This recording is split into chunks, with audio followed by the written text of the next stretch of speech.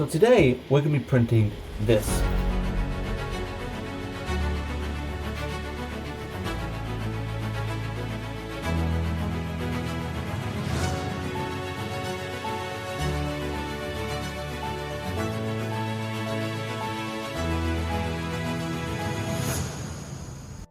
So today we're going to be printing this. This is a model designed by jigglystix, and it's a big, large dragon lady from the anime Dungeon Meshi. And these sort of prints were normally the realm of resin-based printing, but this week I will do a bunch of tests on FDM models for tabletop and more anime-grade figures, and I've come to the conclusion, yeah, you can print one of these on an FDM printer, and we're going to do that today. We're going to print the full version of this, and it's going to be kind of interesting to learn actually how to get the better slicer settings, to get these up to a higher standard quality. This print here, when you look far away after it's painted, it looks pretty decent, but you go too close, you can start seeing a lot of layer lines and effects on it, and it's actually a print failure. Like below the neck fails, and the arms completely fails, but it's still good enough quality after a bit of patience to paint up. And I think for most people, that is good enough. Like the resin printing space is cool, there's a lot of good improvements going up, and you can get super nice quality, but it's not for everyone. And if it's not for everyone, that's kind of put a lot of people accessing these sort of models, which you can get access on 3D creators Patreons or sites like Cults you can buy them on. And now with these smaller printers, if we can print them up to a decent standard, you can get a lot more customers and we can support the wider community. So today I'm going to show a little challenge to try and print the full version of this model on FDM printers. So the model we're going to print today is this dragon lady, what is Felon from Dungeon Meshi, modeled by jigglystix. And we can see there, if you were interested in this model, you can actually pick it up on Cult or support the creator on Patreon. And if we open up the slicer with all the parts, we can see there's a lot of parts. This is a big model. As you can see, it's literally a giant dragon lady. And to do this, we're actually going to split the parts up into two sections. We're going to have the larger parts on the A1 on a 0.4mm nozzle, and the smaller parts what need more detail, like the body, the legs with the claws, we're going to do on the A1. And to get closer right now on the body parts, because these are the most important, these are the most main parts you're going to focus on, we really got to think about what angle we're going to print this in. So if we're going to go and slice this now, at this normal settings what it is, we can take a look at where does it end. And what I'm talking about here, like we've got the chest here, we can see a lot of marks was going to come up, and that's going to lower the detail, especially in places like the hair here. We can see the top of the model is going to lead to the sort of, circle effects we get at the top, and that's going to be super noticeable. And most so at the top of the hair here, we're going to see very noticeable marks where it's going to be put on the surface. But in certain areas we've got to think about, this is always going to happen. So one way we can actually think about this is in preparing the model, what angle should we be at? And in 3D printing, we can print in actually many angles. And you may think that, well, printing the hair like this is the most stable, but actually, sometimes I found out just printing it upside down, like this at an angle, can actually lead to some better results. As the lower part here, the bottom, you're not going to actually see that. So if there's a very clear mark there, it doesn't really matter too much. As the same here, we can kind of just angle it a bit. So we're going to get those top marks inside the model right here, and not on the parts we actually care about. And looking again, you can see it's kind of got rid of the issue on this one, but the other one's kind of been taken over by a lot of support. So we're going to kind of adjust the support settings as well to reduce them. The other thing we want to actually take account into is actually the seam position as well, as we've got a little example here of the face. And the seam on this can actually be very noticeable, especially if it goes all the way down like the center features. Right here it's actually on the side, so it can be covered up, but sometimes if you check your model, it's going to be down the center. One way to actually get rid of this is either choose another setting, not back, or I'll say aligned, and then re-slice. I see it's less visible now, or you can actually just test out different orientations of your model. As we can just check here, we're just gonna change it around a bit, go back to the one we had before, have it on the back, and you see it's actually now gone to the back part of it. That's another way to deal with that. Now we have a slice of the body, the head, and the head. We can take a little look at more details, and we need to take note of the times as well for each of these prints, as when you do these big projects, making a log is actually really useful. And a final note on the slicer settings, use these actually custom settings from Tomb of 3D Printed Horrors, who shared his settings for the A1 Mini to print FDM miniatures. And if you want to get those settings, go and check out his video. The link will be in the description below. And finally, for the larger parts, we're going to print that on the A1 at a 0.4mm nozzle. The only choice is there because I only have one 0.2mm nozzle, so we got to use the 0.4. And we're using fine settings on a 0.12 layer height. I set the supports to 3 supports, and for the quality we have the top layer as concrete and the infill at 10%. And one other thing, notice I only have 2 layer lines here. Some people make this like 3 or 4.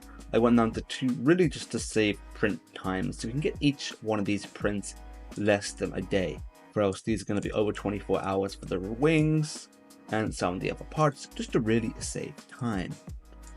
And I really just put them out randomly, what areas I thought were the best. As you can take an example here with this wing, we're going to see actually a quality drop mostly on the areas like here when it's going to touch the supports, so we're going to have to do some sanding to make that nicer afterwards. And as well, take a note of all the printers and their times. And right now we're going to show a little graph. I have logged all my print time, so in total it's going to be about, what, 7 days, just under 7 days to print all this. And with 2 printers we should be able to bang it out while working throughout a week. So let's go and print these parts.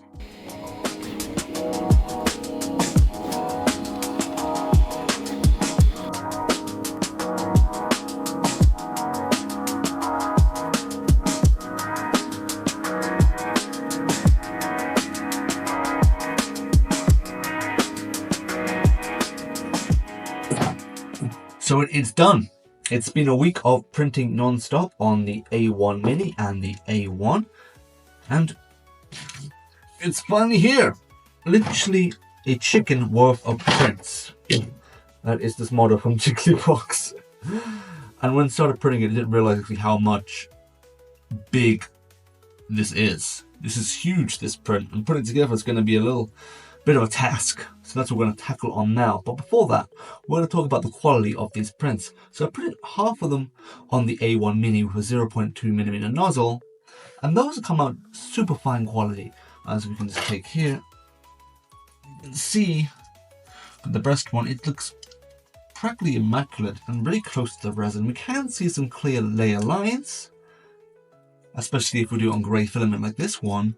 But to be honest, first layer on this, a little thick first layer when you're painting up, they're hardly noticeable. The other parts, for the more larger parts like the wings and the body parts, are printed on the A1 on a 0.2mm nozzle at a 0.12 layer height. Well, it's probably not the most fine. I actually wanted to get it all printed, so I opted for quality, speed, but still, even though the layer lines are more noticeable here, especially on some of the wing areas, it still looks fairly decent. A little bit of sanding on some of the more notable areas can solve it. But the most dropping quality is going to be very obvious. That is scarring due to supports. And wow, there were a lot of supports. We have 1.5 boxes worth of support material, but also does include some print failures from the A1 Mini. So yeah, we need to get some recycling of that. And that's the main issue I think you're going to find when printing big things, is really finding the angle to either make it easy to print, but also have less amount of supports. I told about this for the body part, like you want to lean it back. or like the hair, you want to do it upside down. But some of the bigger parts, especially some of these bigger models, it's kind of hard to tell how it's going to come together. You get all the parts and you kind of got to figure it out yourself, because if you're going to do this on an FDM printer, you can't use the support files for the resin. Or could you? That could be some other question for next time. But now this is... We're going to glue some of it together and then we're going to spray it grey. So let's do that now.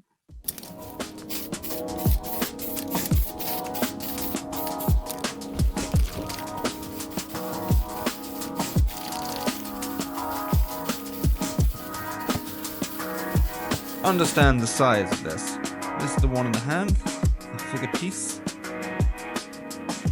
It is literally a chicken. It is chicken sized. And now it is done. We have it fully painted, and now I have a giant chicken model. I need to figure out where I'm going to put this. So I actually screwed up the recording of the painting. I recorded half of it, so we're just going to overlay it now while we're chatting, but other parts I kind of forgot, and some of the details didn't come out too great on camera, so we're just going to talk about it. So you can see this model is big, but it's not too hard to paint. I kept it very simple, and we got the reds, the whites, and then we have the body. So we can actually separate these out very easily. Just take it off. Whoa. And then this one here, we just put a magnet, drilled that in. So we have a magnet there, so this does not fall off. Well, it's very handy, because when I was prepping this, the body fell off multiple times and I had to repaint the hair twice. Well, that's great. But this is very easy to paint the basis of this. We just got a grey, we have a grey base coat, so the white is basically dry brushed, then edge highlighted in some of the very clear areas with white. Very simple to do, it just takes a lot of time as we have a lot of model to go through. For that I was using quite large makeup brushes for that.